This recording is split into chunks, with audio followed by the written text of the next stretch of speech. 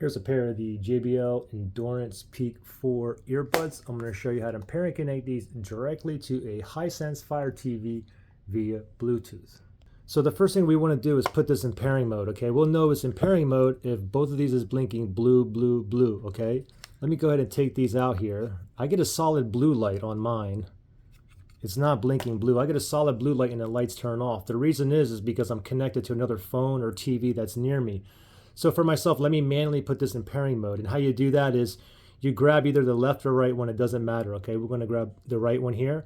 And what you want to do is on the JBL symbol, you want to tap and then tap and hold and keep holding until it starts blinking blue. Or if you have in your ear, it'll say pairing, okay? So we'll do it this one here. Ready? Tap and then tap and hold.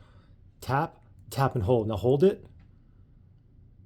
And just wait till it starts blinking blue or until it says pairing, okay?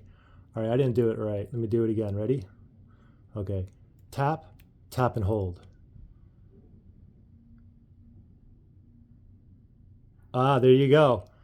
Now both of them are blinking blue. It's in pairing mode. Now let's hurry up and shoot over to our TV here. Go to the settings, go to the home page, click on the home button on the remote, and then navigate to that gear icon all the way to the right. So we're going to move all the way over. From here, you want to move down. So go down, and we're going to go to controllers and Bluetooth devices right there. Let's select that.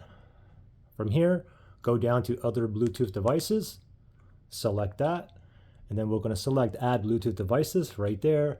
Now it's searching for devices that's in pairing mode that is near me within like 30 feet Bluetooth range. Okay, these are still in the pairing mode, and it did find the Endurance Peak 4 right there. So let me grab my remote.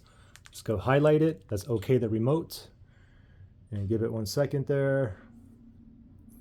And voila, we're connected and ready to go.